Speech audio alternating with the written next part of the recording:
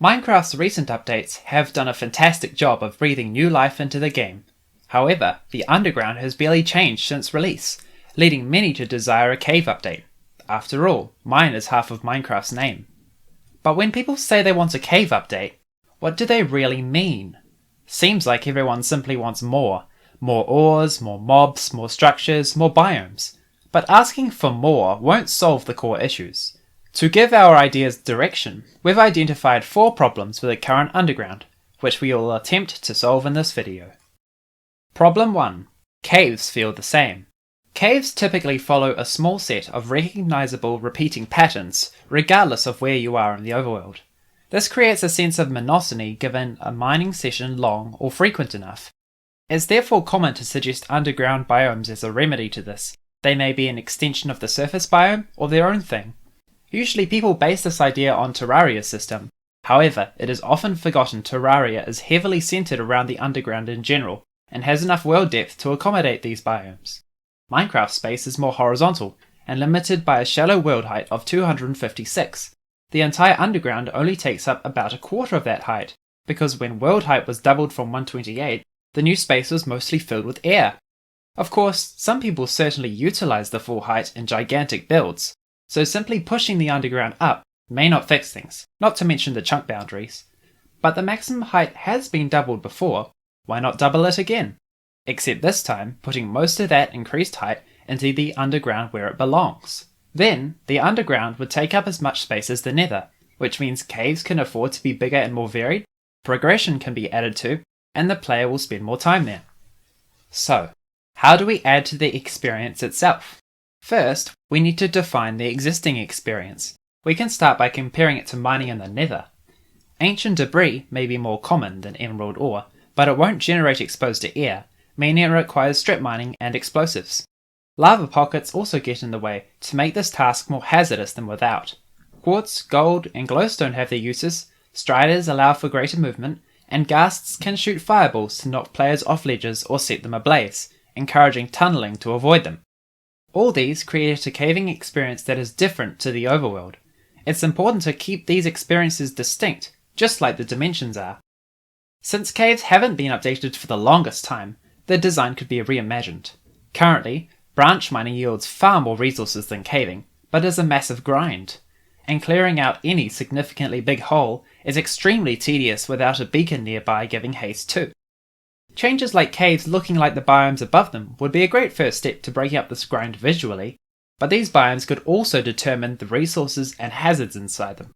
We already have gravel and sand ceilings that we need to be mindful of when mining, but making extra caves generate behind them could encourage players to deliberately set them off. In other biomes, there could be dirt or clay floors that hide these tunnels. This way, the player can control their experience instead of struggling to keep track of all the branches. These could also tie into their biomes. Gravel below mountains, sand below deserts, dirt below grasslands, and clay below forests, for example, would help separate resources, which would also help with inventory management. We could even make pickaxes effective at mining them to make them less annoying. Foliage such as rocky dirt, moss, and ferns could add a little decoration, breakable pots a little loot, and spider sacks a little danger. To take advantage of 3D biomes, magma blocks, basalt, and blackstone could be added to the lava caves to foreshadow and prepare the player for the nether. People who want different resources can go to different places, but what if they want different caves as well? Biomes could determine these. Spaghetti caves for people who never want to reach a dead end, barely any caves for people who want to branch mine, the normal caves for people who want to fully mine out a cave system, or crevices and ravines exposing a lot of ores that are hard to reach. These variations in caves can be used to add further value to rarer biomes, but they could also conflict. For example, if a caver, looking for a certain resource, has to go to a biome with less caves, the changes would need to be implemented in a way that obviously varies the caves, while maintaining the overall resources accessible in the modified biomes. Or, the cave terrain could be based on the biome's subtype, such as hilly and shattered variants. There are lots of possibilities, and we haven't even added any new ores or mobs yet. Problem 2. Mining doesn't require strategy. However, all these changes don't affect the meta, that being get some iron, dig a staircase to Y11, and branch mine. Caves are found everywhere underground, but contain a lot of hazards such as mobs, lava, and dangerous terrain. These hazards can reinforce each other, such as when a mob drops seemingly out of nowhere, giving you no time to react. It's much safer and quicker to avoid caves since they're too punishing, but the solution isn't to punish branch mining to offset this, since it can be relaxing, and players already at the endgame may wish to mine for resources. Instead, we could incentivize caving, making ores spawn more commonly around caves, or new resources only found inside caves, such as the popular idea of crystals, which could increase the chances of getting certain enchantments.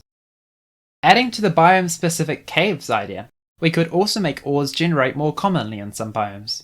This is already somewhat in the game, with more gold in badlands and more emeralds in mountains.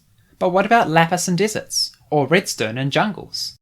We could even increase the chances for diamonds in rare biomes like the ice spikes.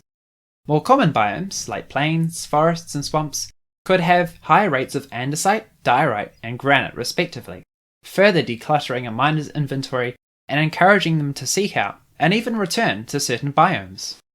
Giving more tools for the player to navigate through caves would also be welcome. Throwable torches, a thread that unwinds as you walk recording your path, obelisks that you place down to mark broad areas you've explored, and perhaps even a boomerang that works like a pickaxe, would be some simple tools to make caving a less repetitive experience. Some tools could also be found in caves, such as springy and luminous mushrooms, or cave roots that could be climbed or eaten. Caves could also spawn with plenty of structures. They would start off as safe houses and small forts with basic yet helpful loot, then would gradually get larger, more dangerous, and more profitable as the player descends, providing plenty of optional challenges.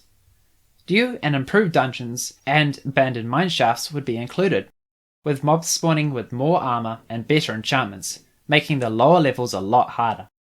New mobs could also be introduced that use the terrain to their advantage, such as clinging to the ceiling, passing through cave walls, hopping out of lava, and even triggering cave-ins. The lower underground environment could also be more challenging. If you know to pour water on the lava pools, they end up being extremely easy to navigate. So, let's make obsidian glow if it's next to lava or magma. Glowing obsidian would burn entities walking on it, unless they're also in water. This would encourage many ways of avoiding it: building a bridge, pouring water everywhere, eliminating lava from beneath, or maybe just sprint jumping over it. It's dangerous, but far less so than lava, and it would also change the way you mine obsidian. Since it would take half the time, a player can choose whether to take extra time to mine the obsidian in the shallows, or mine the glowing stuff and risk it dropping into lava. It would also turn back into lava if crafted with the bucket. So, if you have a renewable source of obsidian and a silk touch pickaxe, you have a renewable, yet balanced source of lava. Problem 3. Lack of incentive to mine. We've made caving more interesting, but who cares if there isn't any treasure worth looking for? Resources unique to caves have slowly cropped up in structures such as pyramids and villages, and the addition of shipwrecks, sunken ruins, and buried treasure has made ocean exploration far more lucrative than mining. At first, it makes sense to add more ores to counter this, since they're the most iconic resources in the underground. But ores are a tricky thing to design. They are a resource meant to be mined. That generally means they're not easily renewable, and players have to dedicate lots of time to obtain them, and they're not going to do that unless the ore is useful, ideally as useful as an existing ore with a similar rarity. As well as giving players a reason to mine, ores also have the potential to solve other problems. Many people suggest an ore between iron and diamond in progression, but iron is in an odd place. It can be found within minutes of caving, but it's incredibly powerful. Instead, we could make iron generate further down and place a new ore before it, for example copper. Put copper tools between stone and iron, make copper armor equivalent to chainmail, and give them all the durability of iron. Then double iron's durability to make it closer to diamonds. This already changes the mining experience, because the player does not immediately have access to shields and buckets, so they'll need to be more careful until they mine down to iron level. But copper shouldn't just be another tool tier. It also needs to have a sink, a function that requires the player to amass large quantities of it. In real life, copper is a conductor of electricity, so it could function as a variant of redstone, except it wouldn't power stuff. It would electrify it, encouraging people to build with copper components to protect themselves or their base. And it could differ from redstone in many other ways. Wire could work underwater but tarnish. Copper golems could patrol along copper wire trails, and converters could switch between redstone and copper power. For decorative purposes, copper could have a wide array of building blocks, both regular and tarnished, as well as statues that could resemble different mobs, which would also create a way to trick mobs into moving towards or away from them. There are some resources that have a sink but are hard to obtain in great amounts. Gunpowder, for example, is used to craft TNT, which would be used a lot more when mining if it didn't just drop from creepers early game. An ore called Niter could fix this, which could generate near the surface with the rarity of gold. It could be crafted with coal or charcoal to get gunpowder, and could also be used as a fertilizer, seasoning for food, or a throwable acid bottle. This could encourage people to mine high up for longer, no matter which stage of the game they're at. In fact, tweaking ore generation to vary more with depth could further reinforce this, encouraging players to set up different ore mines at different wire levels to collect specific resources in high quantities. Copper and Niter are just two out of many possible examples, but if we try to make ores as useful as the existing ones, we don't really need too many ores. In a Twitter poll I held a while back, I offered the scenario that we get a cave update without any new ores, and the results show that plenty of people don't think we need a million new ores either. Furthermore, adding any amount of content will eventually get stale, and people will no longer enjoy the underground, unless the act of mining itself is made more interesting. Problem 4. Mining is monotonous. How many times have you seen a YouTuber say that they've done some mining off camera? Despite being the core gameplay loop, the act of mining itself is very simple and doesn't change much as you progress, only gets faster until most blocks are insta-mineable. So, where do we go from there? Due to Mojang's design principle that only one block can be changed by a player at a time, it's not viable to suggest 3x3 mining tools or the ability to chop down an entire tree or mine an entire vein of ore at once. We can get around this rule in multiple ways. For example, a tool enchantment that charges up to an insta-mine speed when repeatedly mining the same type of block. TNT is the existing solution, since its explosion isn't directly a player action, but the world's response to a player action. However, adding enchantment-like upgrades for TNT is a pretty uninspired solution. We can do better than that, just as Mojang one-upped lava boats with the Strider. So, how about we add an explosive block to the nether, called Boomstone, with enough differences to distinguish it from TNT. Instead of exploding when lit, Boomstone would be triggered when powered by redstone, caught in an explosion, or mined without silk touch. Boomstone could be useful as an anti-cheese block in structures, or as something to keep players on their toes while mining for ancient debris. It would take noticeably longer to mine, and would destroy blocks with a hardness below stone, ensuring it doesn't wholly replace TNT. Thus, its main property of value would be the high knockback but low damage its explosion would deal. This also opens up a lot of possible new types of explosions to assist with mining. An immediate explosion that barely damages entities would create the same result as a 3x3 hammer. Explosions that destroy lava or cool it into blackstone would be a more creative alternative to a lava walker enchantment or a lava sponge. If creeper explosions had a 100% drop rate and made all blocks drop as if they had been mined with silk touch, creepers could be strategically manipulated underground, and on the surface the craters would be easier to patch up. If the fiery explosions of ghasts also smelted ores they destroyed, or increased their drop rate like the fortune enchantment, they could be controlled in the nether, and even sent to the overworld. Now that we have all these precedents, we can create new explosives with these properties. And that also gives rise to a lot of possibilities. Cubic explosions, enchanted charges, and directional blasts, providing a quick, easy, and safe way to mine out large sections. Plus, it allows us to move past insta-mining and extend progression far beyond diamond, since all the ingredients would be spread across the underground and nether. These might cover manual mining, but what about some way to automate it for players at endgame? We could expand upon an existing system, minecarts. In Simply Sark's video about how to replace iron farms, they suggest dispenser minecarts that can place rails and activate explosives, as well as the ability to remotely activate and recall minecarts to redstone. That's a great start, but we could also make minecarts appealing for less technical players, so that they're encouraged to learn them and are therefore more likely to figure out how to automate them later on. Allowing fine control of speed up to a maximum of 30 meters per second through power rail signal strength, as well as allowing minecarts to be chained together and rails on walls, ceilings, and even in mid-air, would give minecarts a niche in transportation. Fixing momentum problems so that minecarts don't just drop out of the sky when they're launched, the ability to hop a minecart like in Terraria, and allowing dispenser minecarts to load chunks would make them more versatile and exciting to build with. And cheapening the crafting recipe of rails would make minecarts a viable early game strategy. We can't completely separate mining from caving, however, and that's why the mechanical changes to caves are so important.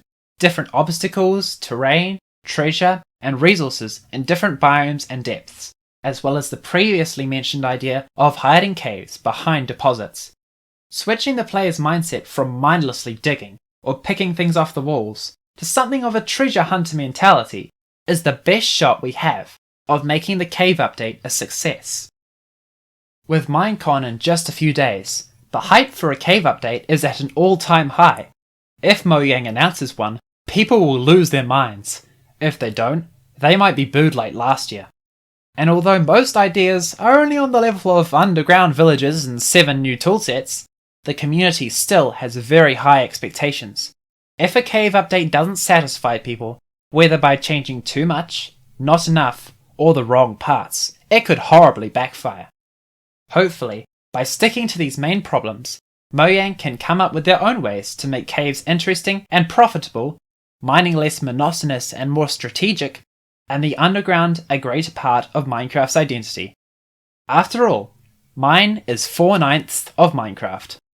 So, how would you solve these problems? Feel free to comment below. Are you watching this after Minecon or after a cave update? Let us know how accurate we were. And if you enjoyed this video, make sure to give it a like, and if you really like what we do, please consider supporting us on Patreon. Patrons and people who nitro boost our Discord servers get access to builds of Nether extension, as well as a secret mod we are developing. We also have a slew of existing vanilla style mods, which you can browse through on our website.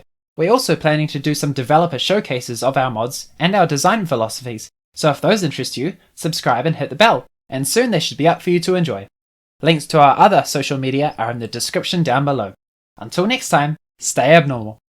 Special thanks to Adele, Piemaster651, Swaff, Vinny and Stephanie for pledging $5, and Jabbalub, Connor, Ava, Grin, Cat Scythe and Shat Scythe for pledging $10. Thank you for all your support.